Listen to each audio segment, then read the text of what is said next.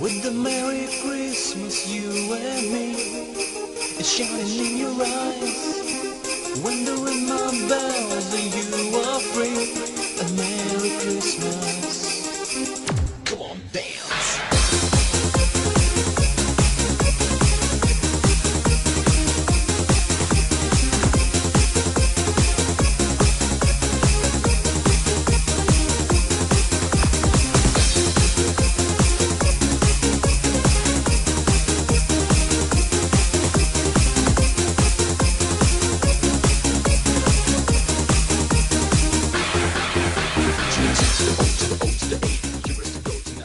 Alright everybody, welcome to the last episode of Directional Influence in 2010. It is the Christmas holiday edition of Directional Influence.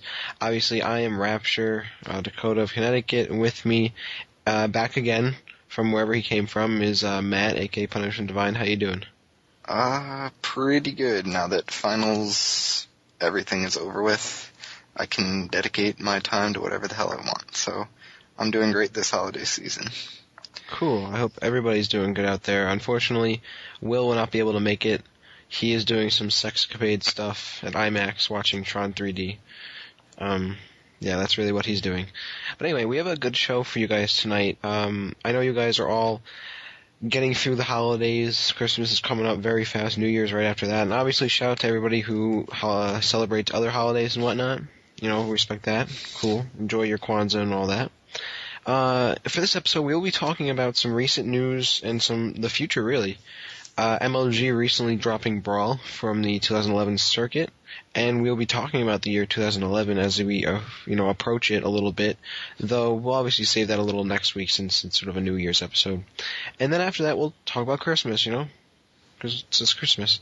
And then finally, we have some very special advice from some top players that you all should stick around and listen to, because we got some great quotes from some top players from around the Smash community that we've compiled and are going to release on this show later in the episode. So stick around, but we're actually going to go right into it. No transitions, no shoo. We're going to go right into it.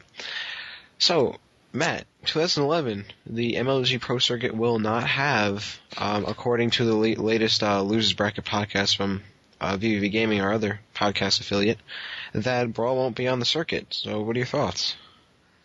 Well, I can't say I didn't see it coming. Part of me really wanted it to be back on, and the other just realized that it probably wasn't going to.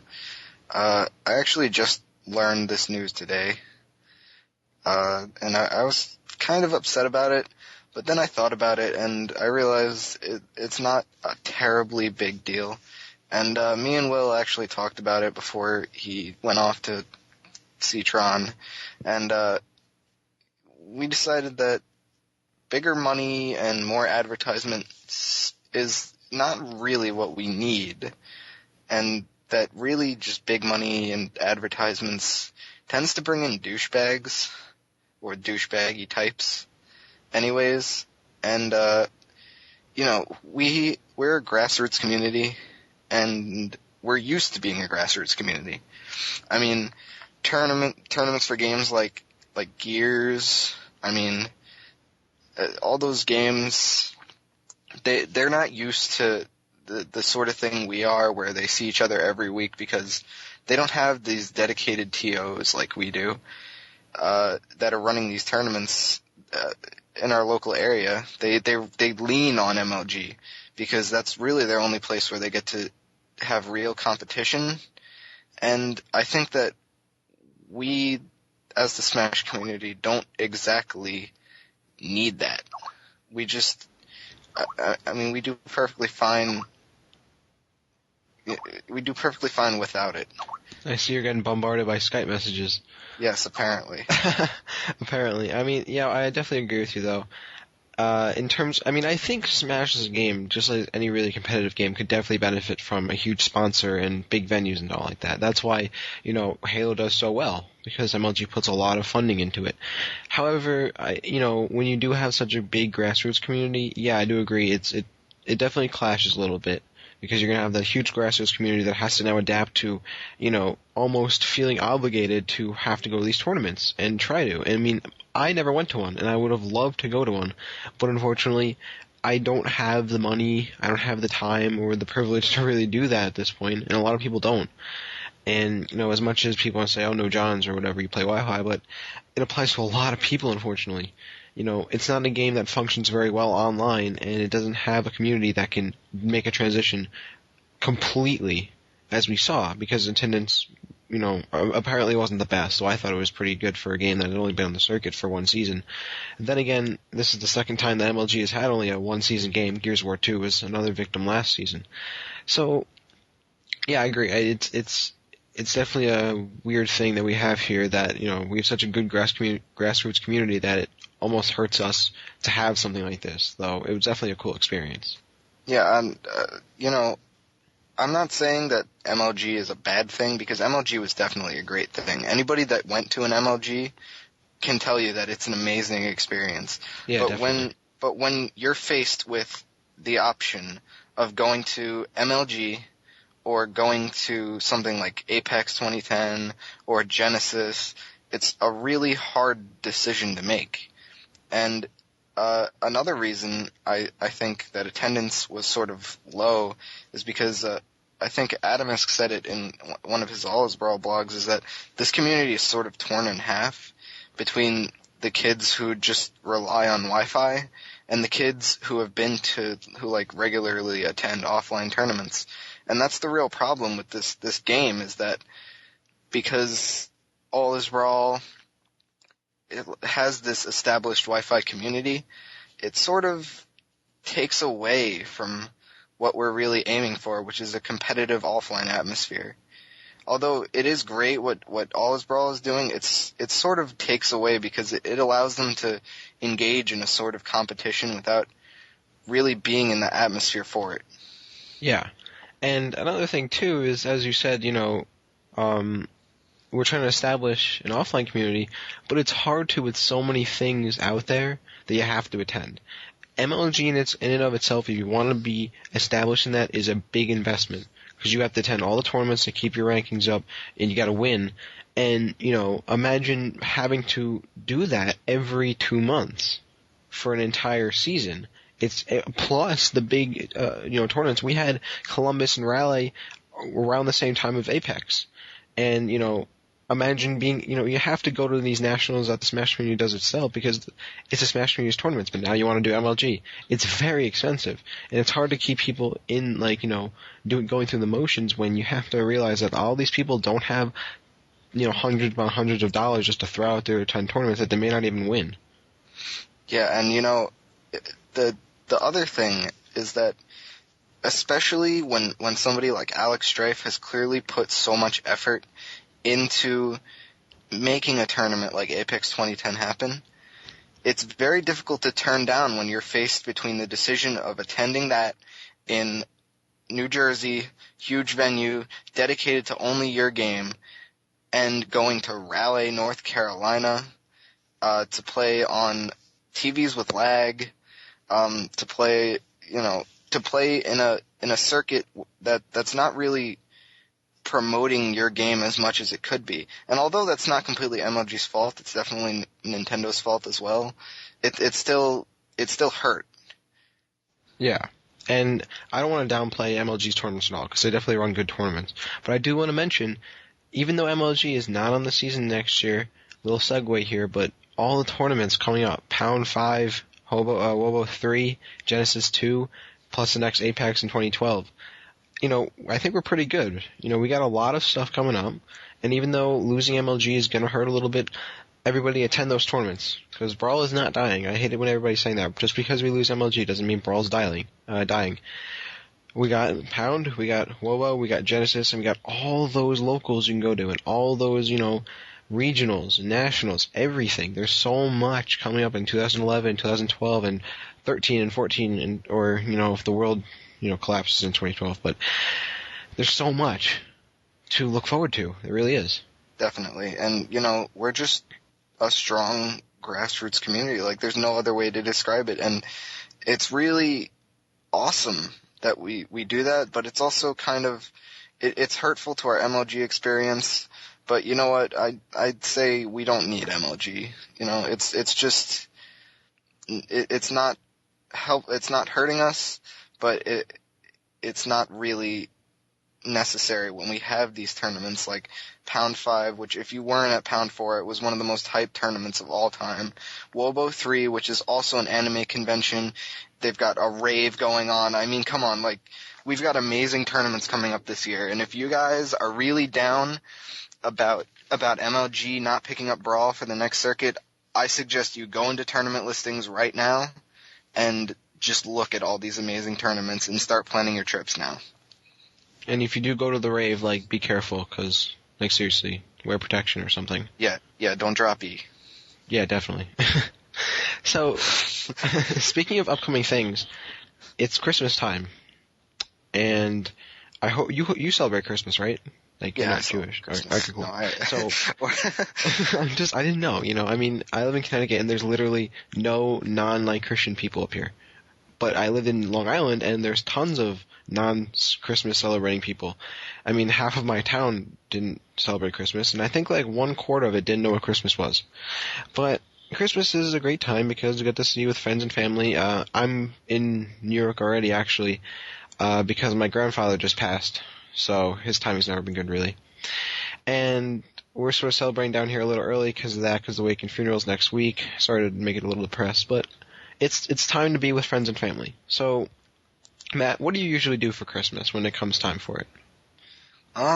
Well, I mean, recently Christmas has sort of lost its big meaning. I think that once you hit about 14 or so, Christmas starts to lose its meaning a little bit. But then as I come into my adulthood, an 18-year-old man now, I really started like realizing that Christmas isn't really about gifts, as cliche as it sounds and all, and it's really just a great time to get together with your family, and hopefully you guys have a good family life. I know I do. I love my family very much, and it means a lot to me to be able to get together with them. I get to see my girlfriend and her family, which they also mean a lot to me, and it's just a really good time to exchange gifts if you can, which I mean, you don't even have to exchange gifts. It's just a part of being together and just talking about stuff. So this Christmas, I'll probably be heading over to my aunt's house, gonna eat some dinner, eat some cheesecake. It's gonna be a great time. Dakota, how are you spending this Christmas? I had a very hectic Christmas. I will be at my my stepfather's parents' house tomorrow for Christmas Eve. And that's all the way back up in Connecticut, because we had to come down here to, console everybody because of my grandfather. We had to go back up there. Then my mom, myself, and my sister are leaving there to come back down to have Christmas morning at my grandparents' house, or my grandmother's house now. So I'll be getting presents from my stepfather's side, and then my mom, and then them. And then I'm going to my dad's house that afternoon. So I'm going to be traveling a lot, and, I'm going to get a lot of presents, no joke. But I really honestly don't do it for the presents. I mean, I think a lot of you know this. All year you're like, oh, I want this, and then when it comes to, like, Christmas time, I don't know what the hell I want. But at the same time, when you get older, like, you ask for less. It's not about getting these huge, like, gifts. Like, I want a scooter. And scooters are really cheap, by the way. But, like, I didn't ask for a lot this year, because it's not really about that, and I don't really feel like I need tons of stuff. I completely agree. It's about being with friends and family and talking and having a good time. And I love seeing my family. I have some really awesome family members, and I love all of them. And I can't wait to be with literally every one of them as I travel from house to house. So I think it's going to be a really fun time, and I'm hoping that I get a lot of sleep, because I know I'm going to lose a lot of it in the next couple of days. It's definitely going to be worth it, especially for all those magnificent presents. What did you ask for this Christmas? I asked for Call of Duty Black Ops. I figured I'd mull it over a little bit, because people are like, oh, you should get it when it comes out. I'm like, nah, I'll let it sink in. I'm getting Donkey Kong Country Returns. I'm getting an arcade stick for my Xbox 360, so when Marvel comes out, I'll be legit. like, those are my three things I actually sort of asked for. Everything else is like clothes. I asked for a book, How to Beat Anybody Up. That's a legitimate book, like, or How to Beat Up Anybody. Like, that's a real book. Look it up on Amazon. I read. Like, don't hate. Asked for a book for Christmas. I mean, that was really it. I asked for, like, shoes, 'cause I need new shoes. Some money, so I could, pay my pimps and stuff. Oh, wait, no, that's not really wrong. I don't pay pimps, guys. It's okay. What did you ask for? Likewise, I didn't ask for much. I asked for Golden Sun Dark Dawn, because it's amazing, which I already got from my girlfriend because she gave it to me early because she can never wait to give me gifts. And, amazing game, by the way. If you guys didn't play the first two, go do that now. I asked for, paid registration to Pound 5, which, if you guys don't realize, Christmas time is a really awesome time to ask for some money to pay for registration for tournaments. And trust me, I know Pound 5 is a little bit away, and I'm going to have to wait to get this gift pretty much, but it's definitely going to be worth it. Let's see. I mean, I really didn't ask for much else. I asked for, I know my girlfriend also got me the Darker Than Black manga. I asked for some shoes, which I got early, too. I mean, when you get older, you realize that you need things like shoes and clothes and stuff, and you really don't regret opening it on Christmas, because you're like, oh, yeah, socks. Awesome. Yeah, I lose socks like a fiend. Like, I'll just get a pair of socks and they'll be gone. So all you kids that are like 14 or 15, you may think it's stupid, but when you lose your socks, you're gonna want some for Christmas. Trust me. It's crazy. I mean, I don't need much else this Christmas other than friends and family. Yeah, that's it too. Make sure you're with friends and family. Even if you're yeah, big ups to that, because if you're not with anyone you love, then you're a hermit and nobody loves you, unfortunately. So also, I need to find out like how Kwanzaa works, because apparently this kid in my high school celebrates Kwanzaa, right? And which I didn't know. And he won't tell anybody how it works because he doesn't really know how it works himself, because like he's only really starting to like get into it because his parents like didn't introduce it to him at a young age or something. And I don't understand how Kwanzaa works. I have to like Google it or something. But if anyone celebrates Kwanzaa and has a Kwanzaa holiday or something, because I don't know when it happens. Like, it may not even happen this month. I don't know. Rugrats told me it did. Okay, so if anyone celebrates Kwanzaa and you want to be on the show and tell us about Kwanzaa, that'd be really awesome, because I'd like to hear about that. And, we should wrap this up with some advice. Don't we have some advice from top players now? Yes, I went through the trouble of getting you guys a little gift. I know you don't have to thank me, but I do know people who are good at this game. And I am pretty good friends with some of them, and I did go through the trouble of asking them for bits and pieces of advice. Some are smaller bits, some are bigger. I know Verm has given us an essay that he'd like me to read, and it's an essay, but you guys will appreciate it. So I'll start off with the smallest bit of advice that I got, and that was from ADHD, our good friend Wyatt, and he told me play a lot, which is seemingly simple, but if you think about it, how often do some of you turn on your Wii? I mean, I know that I don't do it as much anymore, and a lot of people don't do it as much anymore because they're lazy. And he said that a lot of top players really suffer when they don't play a lot, and that could be your problem too. So if you're noticing a slump in your gameplay, maybe you should just play more. Play around in training mode, play against comms, whatever you need to do, just play. Another bit of advice I got from Vinny, my good friend Vinny, top Game & Watch, and he says that although people read other people, they don't read enough. He gave the example that he picks up on things like what Meta Knights do after Tornado, or what people do on the ledge. I mean, you may notice like, oh, this guy rolls a lot, or this guy jumps, or whatever. I don't know what you really notice, that a generic read on somebody, but you really need to pay attention to the things that you can punish. Which goes along with the advice that Adamus gave me, and he says that, quote, every style tells a story, you just gotta learn how to read it, end quote, which is an amazing piece of advice, because it really goes to show that no player is unreadable, and every style of play is, you can read it, you just have to really pay attention to it. And, let's see, who else do we got here? I've got some advice from Coney. Coney wrote a little bit of an essay.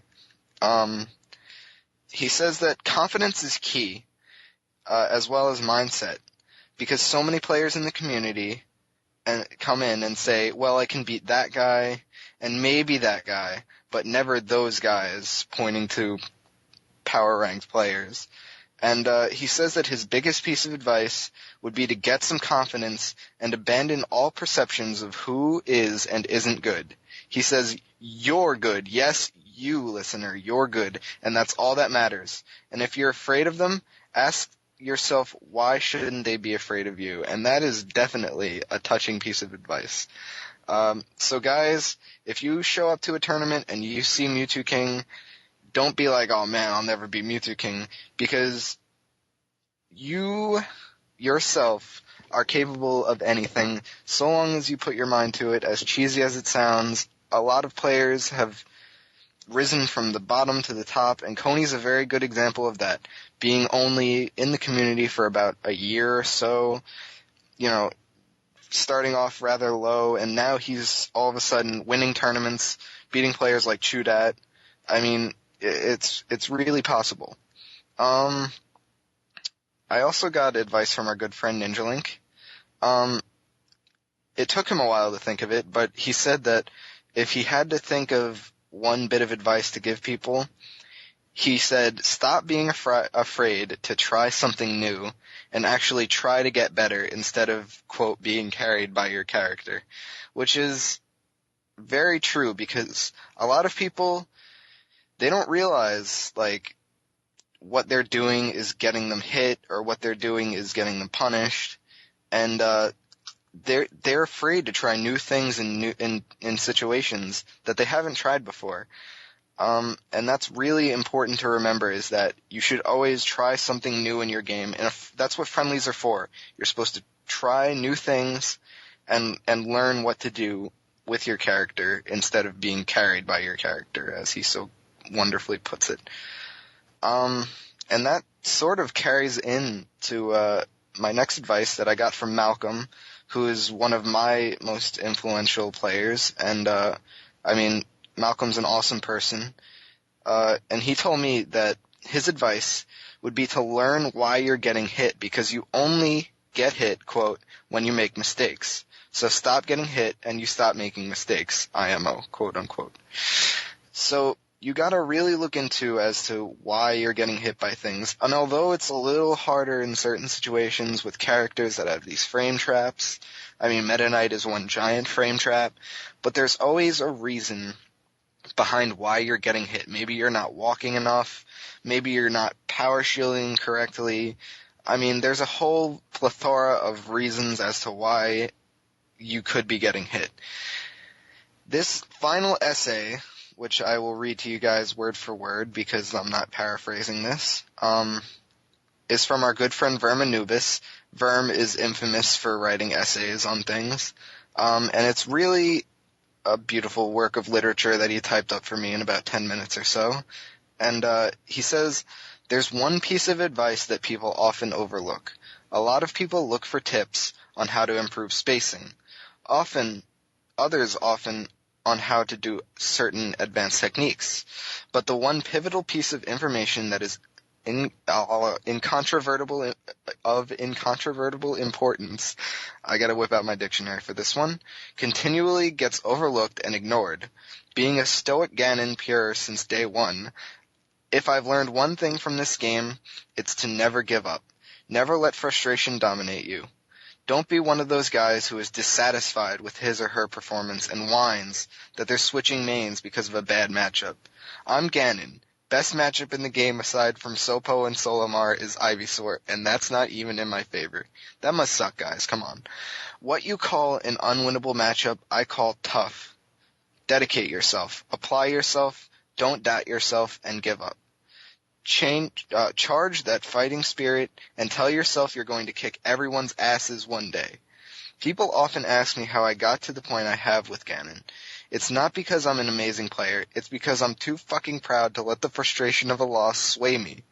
My only secret is confidence, faith in myself, and unrelenting tenacity for my resolution to stick it out with the King of Evil.